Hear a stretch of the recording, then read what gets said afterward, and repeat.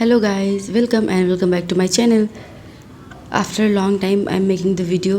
Actually इतना exam इधर सारे एक साथ में हो गए हैं, किसी का प्री है तो किसी का मेंस है, तो एकदम इतना हेक्टिक हो जा रहा है शेड्यूल कि कुछ भी मतलब सही से मैनेज नहीं हो पा रहा है।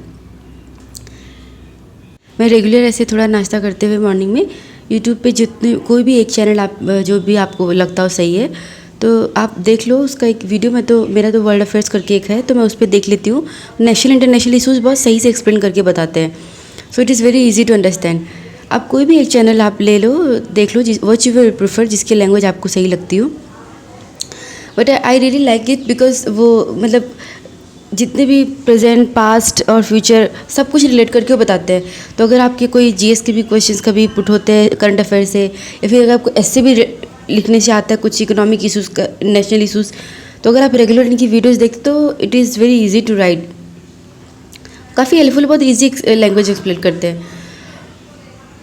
तो उसके बाद मुझे जो सही लगता है कि हाँ उसमें से कुछ नोट करने लायक है, तो मैं अपने ये मेरी करंट अफेयर्स की नोटबुक है जो मैं पीडी पढ़ते टाइम मैंने नोट्स बनाया था, तो मैं उसमें नोट कर लिया करती हूँ। तो और करंट अफेयर्स की मैं तो ये बोलूँगी, करंट अफेयर्स का एक अपना आपका नोट्स होना चाहिए जो कि लास्ट टाइम रिवीजन करने के लिए बहुत सही रहता है।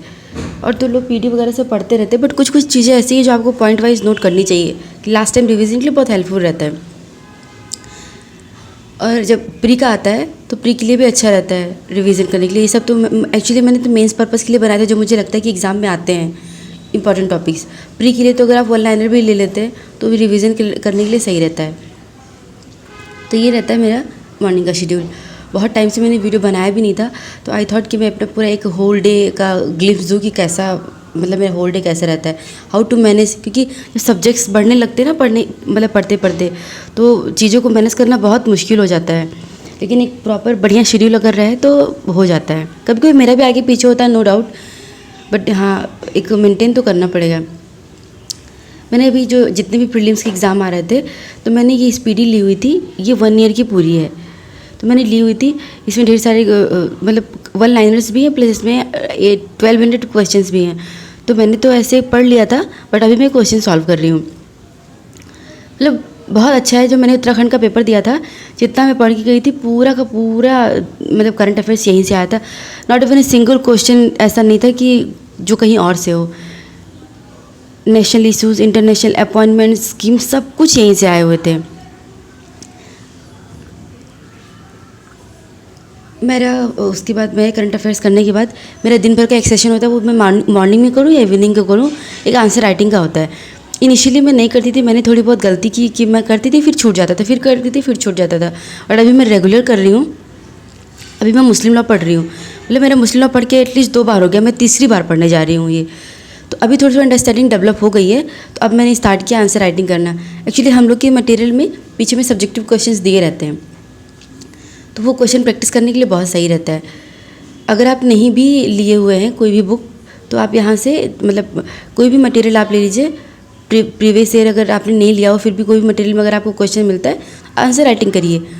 इनिशियली आपको आंसर राइटिंग में प्रॉब्लम आती है, नो डाउट। एक एक आंसर लिखने में आधे घंटे 40 मिनट लग जाते हैं। कहाँ से लिखूँ, कैसे लिखूँ, क्या कंटेंट होना चाहिए। बट आप कोई भी एक PYQs अगर आप ले लेते हैं तो एक पैटर्न आपको पता चल जाता है। वो एक मतलब कि कैसे लिखना चाहिए, इंट्रो क्या होना चाहिए, बॉडी पार्ट्स कैसे होना चाहिए, कंक्लूजन में क्या होना चाहिए, वो सब पता चल जाता है। बट हाँ मैं ये बोलूँगी, मैंने जो गलती किया था वो प्लीज़ डोंट रिपीट। मैं अपनी गलती को बता रही हूँ कि आप, मैं सुधार रही हूँ तो आप भी सुधारिए जो भी वीडियोस देख रहे हैं। आंसर राइटिंग बहुत ज़रूरी है। पहले मेंस की प्रिपरेशन होती है, प्रीलिम्स की प्रिपरेशन तो होती रहती है, वही तो एग्ज़ाम की। अगर आप मेंस की प्रिपरेशन आपकी सही होती है तो प्रीलिम्स की प्रिपरेशन आपकी एग्ज़ाम के आने के 2 महीने में भी हो जाती है। तो जितना आप ऑब्जेक्टिव प्रैक्टिस करते हैं उतनी आपकी प्रिपरेशन अच्छी होती जाती है। तो जो नहीं भी कर रहे हैं, जो इनिशियली अभी स्टार्ट किया है, फिर जो बच्चे प्रिपरेशन करते आ रहे हैं अभी स्टार्ट नहीं किए हैं, तो आई रियली रिक्वेस्ट देम कि they should start writing answers. ये बहुत हेल्प करेगा। और बाद में अगर आपने नहीं किया तो बाद में इतना बर्डन हो जाएगा, फिर आपको खुद नहीं समझ में आएगा कि एग्ज़ाम आने वाला है। इन केस अगर आपको प्रीलिम्स भी क्वालिफाई हो जाता है तो मेंस के लिए इतना टाइम नहीं मिलता है कि अब आंसर राइटिंग स्टार्ट करें। तो आपको आंसर राइटिंग करना ही चाहिए। 2 लिखिए, 4 लिखिए, वो थोड़ी थोड़ी गलती स्टार्टिंग में होती है, बट वो धीरे धीरे बाय द टाइम आप बहुत अच्छे से लिखने लगते हैं। कोई हो सीनियर जूनियर जो भी जिससे आप अपने दिखा सकते हैं तो आप उसको दिखाइए। ये मैं ऐसे ही है, मैं मतलब एक क्वेश्चंस के आप मैक्सिमम 2 पेज लिखिए, क्योंकि एग्ज़ाम वहाँ भी ज़्यादा टाइम नहीं मिलता है मेंस में लिखने को। मैक्सिमम आप ऐसे ही जनरल 2 पेज लिख सकते हैं। इंट्रो होना चाहिए, बॉडी पार्ट मेन क्या होता है, क्वेश्चंस की मेन कंटेंट कैसे होनी चाहिए, रिसेंट कोई केस है, कोई लैंडमार्क है, उसका लास्ट में कंक्लूजन, यही होता है और कुछ भी नहीं है। उसके बाद मैंने स्टार्ट किया, अभी हम लोग का एक्चुअली टीपीए चल रहा है, ट्रांसफर ऑफ प्रॉपर्टी एक्ट। तो जो क्लासेस चल रहे हैं उनके साथ साथ रिवीजन भी ज़रूरी है, नहीं तो बाद में जब सब्जेक्ट ख़त्म हो जाते हैं तो इतना बर्डन हो जाता है कि इन केस अगर कोई सब कन्फ्यूज़न रह जाती है तो वो कन्फ्यूज़न हमेशा के लिए रह जाती है। अगर आप उस टाइम पढ़ के नहीं कन्फर्म करते, क्लियर करते, तो कन्फ्यूज़न फिर वो हमेशा के लिए रह जाती है। तो अभी जो हम लोग इवनिंग को टीपीए की क्लास होती है तो उसके लिए मैं अपना ये करती हूँ, जो रिवीजन मॉर्निंग में एक सेशन रखती हूँ कि जो मेरा रिवीजन होता है टीपीए, क्योंकि टीपीए थोड़ा टेक्निकल भी है ना। अगर अभी कन्फ्यूजन रहेगी तो फिर वो हमेशा के लिए रह जाएगा। और टीपीए सब्जेक्ट ऐसा है जो कोई ऐसा एग्ज़ाम नहीं जिसमें आता ना हो। तो मैं पढ़ के फिर जो हम लोग को मटेरियल से क्वेश्चंस मिलते हैं, मैं वो तुरंत ही क्वेश्चन सॉल्व कर लेती हूँ, ताकि अपना पता चलता है कि हाँ मुझे कन्फ्यूज़न कहाँ हो रही है। क्योंकि पढ़ने का तरीका अलग होता है, लेकिन अगर क्वेश्चन नहीं सॉल्व हो रहा है इसका मतलब कि पढ़ाई सही से हो नहीं रही है। तो आप पढ़िए भी, प्लस हर सब्जेक्ट के साथ में साथ क्वेश्चन भी सॉल्व करते रहिए, ये बहुत सही तरीका होता है।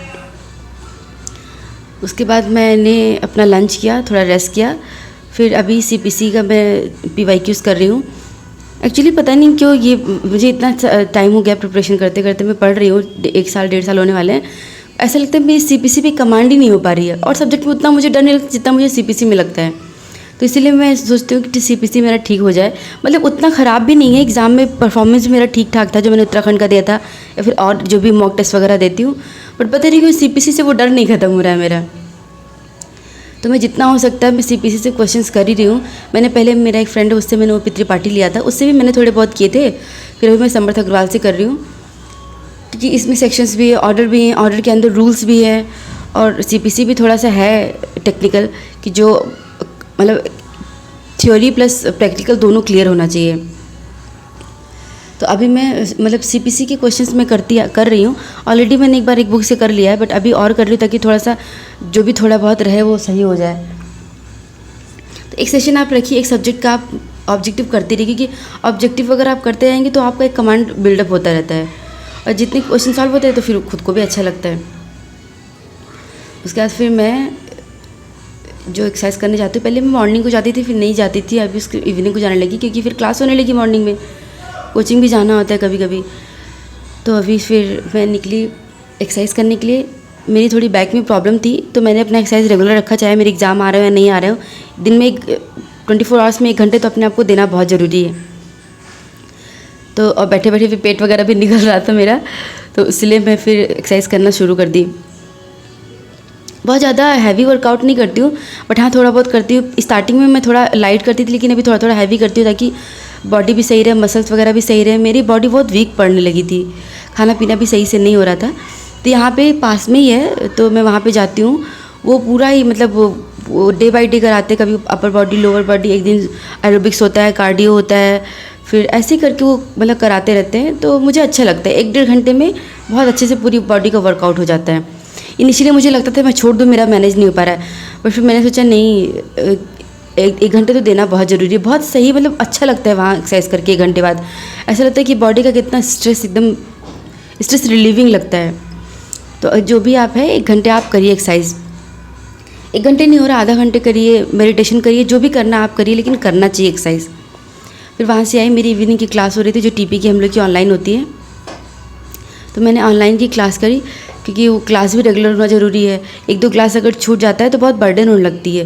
तो मेरी क्लास अगर मैं ऑनलाइन नहीं भी कर पाती हूँ तो उसी दिन मैं फिर दूसरे दिन का नहीं छोड़ती, उसी दिन मैं रात को ही मैं तुरंत कर लेती हूँ। कि कभी कभी मेरा टाइम क्लैश हो जाता है कोचिंग के साथ, कभी एक्सरसाइज करने गई तो वहाँ पे लेट हो जाता है, तो इसलिए मैं उसी दिन ही मैं तुरंत ही क्लियर कर लेती हूँ, क्योंकि नेक्स्ट डे अगर कुछ कन्फ्यूजन रहता है तो आई कैन आस्क। ये मेरा टीपीए का सेशन था, मेरा हो गया। ऑनलाइन क्लास भी हो गया, ऑनलाइन भी हो गया, ऑफलाइन भी पढ़ना होता है, खुद से भी पढ़ना होता है। दिन भर का इतना हेक्टिक शेड्यूल हो जाता है, लेकिन मैनेज तो करना है अगर प्रिपरेशन कर रहे हैं तो मुझे क्लास करने के बाद खाना बनाते हुए मुझे 10 साढ़े 10 तो बज जाता है।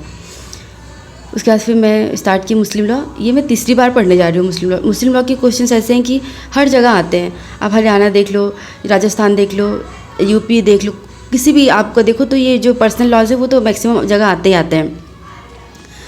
तो अभी स्टार्टिंग में पढ़ रहे थे तो थोड़ी थोड़ी कन्फ्यूजन थी, लेकिन जैसे जैसे आप पढ़ते जाते हैं वो कन्फ्यूजन दूर होती जाती है। और हम लोग के सब्जेक्ट्स तो ऐसे हैं कि एक बार दो बार पढ़ने से कुछ नहीं होता है, हर सब्जेक्ट आपको 3 से 4 बार आपको पढ़ना ही पड़ेगा, सारे सब्जेक्ट्स पढ़ने पड़ेंगे। मेरा मुस्लिम लॉ का मतलब मैं मैक्सिमम मटेरियल से पढ़ती हूँ। ये मटेरियल इतना एग्जॉस्टिव है कि आप कहीं से एक कुछ भी लेने की ज़रूरत नहीं है, ना कोई स्टैंडर्ड बुक की ज़रूरत है, ना किसी चीज़ की ज़रूरत है, तो मैं पूरा ही मटेरियल से ही पढ़ती हूँ। आई लिटरली टेल यू कि एम्बिशन का मटेरियल इतना सही है, किसी भी स्टेट का क्वेश्चन आप कहीं से उठा लो, आपको ऐसा कुछ नहीं कि जो मिलेगा नहीं है। ऑब्जेक्टिव सब्जेक्टिव कहीं से भी इतना एग्जॉस्टिव है कि अगर आप मेंस की आंसर राइटिंग भी करना चाहो तो आपको किसी एक्स्ट्रा बुक की ज़रूरत नहीं है। From case laws to theory everything is there. तो इसलिए मैं कुछ भी 10 मटेरियल मैं इधर उधर नहीं पढ़ती हूँ।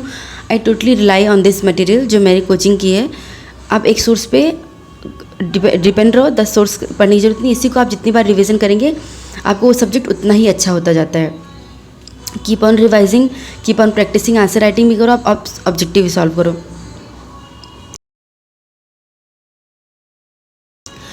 फिर मैं दिन भर का मेरा एक शेड्यूल रहता है कि मुझे अपना एक जीएस सब्जेक्ट करना है। तो अभी कोचिंग में भी चल रहा है, थोड़ा साइंस का क्लासेस चल रहा है, स्पेशल साइंस चल रहा था, तो मैंने भी अटेंड करा था। ये हम लोग को क्वेश्चंस मिलते हैं 25-25 क्वेश्चन। तो हम लोग को था कि उस टाइम क्लास के बाद मैं कर नहीं पाई थी, तो मैं फिर घर पे आके कर रही थी। दिन भर में आपको एक जीएस सब्जेक्ट तो देना पड़ेगा, आधा घंटे 40 मिनट। अगर आप इनिशियली नहीं दिए तो बाद में इतना बर्डन हो जाएगा कि फिर आपका history, geography, polity, economics, science ये सब ऐसे कैसे रखा रह जाएगा। फिर बाद में केवल लॉ ही अच्छा रह जाएगा, इसमें कुछ भी नहीं हो पाएगा। जीएस ऐसे का ऐसे रखा रह जाएगा। और जीएस का भी वेटेज मैक्सिमम एग्जाम में बहुत अच्छे होते हैं। तो मेरा ये होता है दिन भर का शेड्यूल कि मुझे एक जीएस सब्जेक्ट करना है। जीएस और करंट अफेयर्स तो रहता है कि मेरा करना है, आधे घंटे करूँ 40 मिनट करूँ, लेकिन ये है कि ये 2 सब्जेक्ट्स तो करना ही है। तो ये 25 क्वेश्चंस मिले थे कोचिंग से जो हम लोग को प्रैक्टिस करने थे, ताकि नेक्स्ट डे सर बोले थे हम लोग डिस्कस करेंगे। तो कुछ बायोलॉजी के क्वेश्चंस थे जो सॉल्व करते हैं। क्वेश्चन सॉल्व करने से प्रैक्टिस अच्छी होती है। जो क्वेश्चन नहीं भी आते वो क्वेश्चन सॉल्व करने से फिर वो हमेशा दिमाग में रह जाते हैं। और डिपेंड करता है फिर आप उसको रिविजन और प्रैक्टिस कितना करते हैं। So yes guys, this was all about my day, my whole day schedule. I hope you like this. I will see you in the next video. Till then, bye bye. Work hard and prepare well.